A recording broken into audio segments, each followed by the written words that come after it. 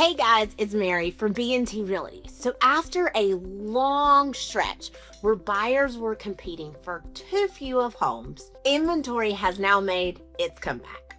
So over the past year, we've been seeing our inventory rise. And depending on where you live, that's opening up your options to some meaningful conversations. So according to Realtor.com, the number of homes available for sale in January was the highest it's been since, get this, 2020. Wow. Now remember, that was actually January 2020 was pre-pandemic. Now, here's why that's such a big deal. Getting back to a pre-pandemic level signals a slow and steady return to what is typical. Now, it's worth noting nationally, we're not there yet, and having more inventory is improving but won't suddenly fix the market. But the growth we've seen lately still changes how competitive the market feels.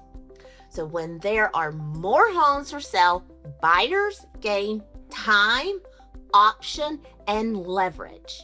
And when there aren't the pressures that are ramping up quickly, in the years since 2020, there weren't enough homes for sale. And that made the market feel really different. It felt rushed. It felt stressful, intimidating. You were given your firstborns. It was a lot. But now it's finally getting better. So depending on where you live, if you're local with me in Charlotte, we're still in a scarcity of homes, but we're starting to bounce back. So according to Lance Lambert, co-founder of Res Club, in January 2025, just a little over 1 year ago, only 41 of the 200 largest metros were back to a normal inventory.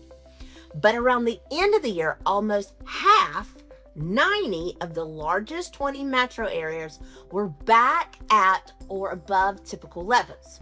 Now that's a big improvement in roughly just 1 year, and it's not done yet.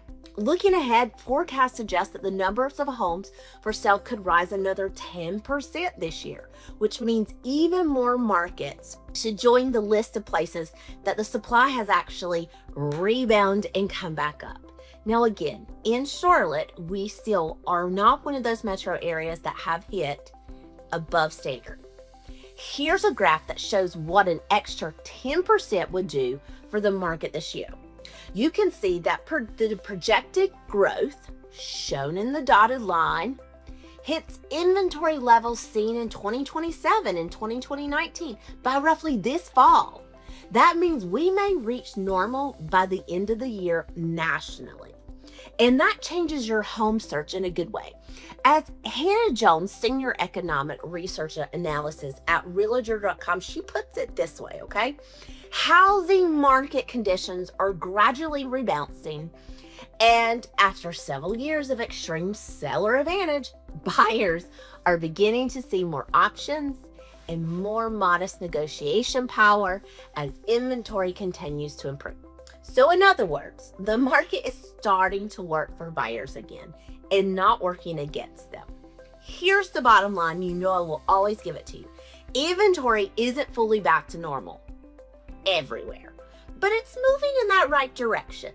And in some areas, it's already there. So if you've been waiting for the moment when you have options and a little breathing room, this is the strongest setup buyers have seen in a long time. And if you want to know what's happening in your local market, all you need to do is message me and I can pull up statistics for exactly your market. So, all right, buyers, I'm looking forward to you ringing my telephone and letting me get you out there back in the market. Bye, guys.